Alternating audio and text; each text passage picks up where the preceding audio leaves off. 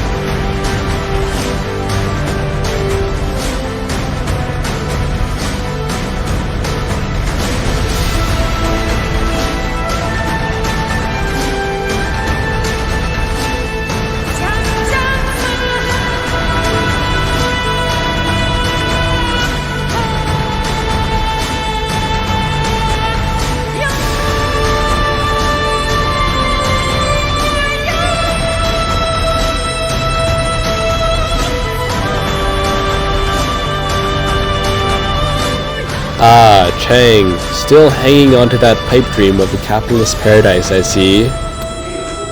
At least my dream didn't turn into a nightmare of failed harvest and, great leaps backward. Oh please, I believe in the people. Human nature is strong and capable when freed from the chains of the bourgeoisie oppression. I believe in the potential of peasantry. The masses are naturally cooperative and may be mobilized to create a classless society. It's only through oppression that they may falter. The governments should be in the hands of the working class, specifically the Communist Party.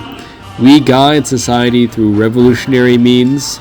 The state must control everything: economy, education, and even how many chickens you own. The individual exists to serve the collective. Social programs, healthcare, and education must be free for all, but the individual must serve the state, sacrifice for the greater good, even if that means we have to make a few modifications in reality. I had more faith in the individual's abilities.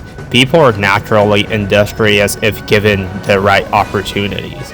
We just need to preserve order and let the people prosper in a system that balances traditional values and modern reforms. The government should act as a moral guide, a Confucian model, if you will, protecting society and fostering national unity. But let's not take it too far, Mao. I don't want to control how people breathe, and I also believe that you can own however many chickens you want to own.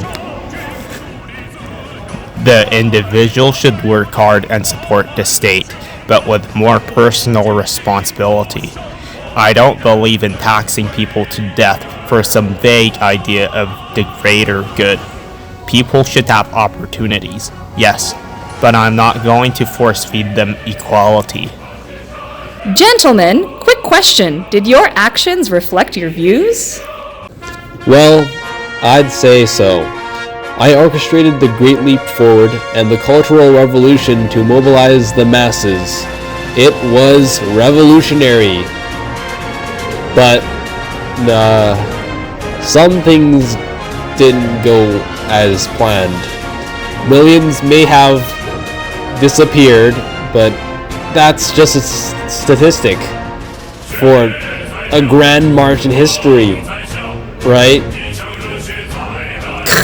Oh, you mean when you broke the country's food system? I, on the other hand, work to modernize China, even if I had to deal with a bit of corruption here and there.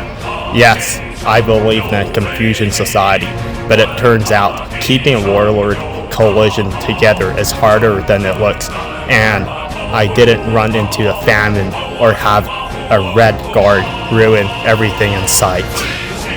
Let's be honest, Chang. We had some similarities. Both of us wanted a unified China and were against imperialism. I was just better at getting rid of the landlords. Admit it. Oh sure, I'll admit we were both nationalists in some sense, but your methods? Let's just say my method involved less bloodshed and fewer personal cults. We also had very different views on how to get China there. Let's break it down, shall we? Both of us wanted China free from foreign influence. You hated the imperialists, and I hated, well, you two, but foreign invaders.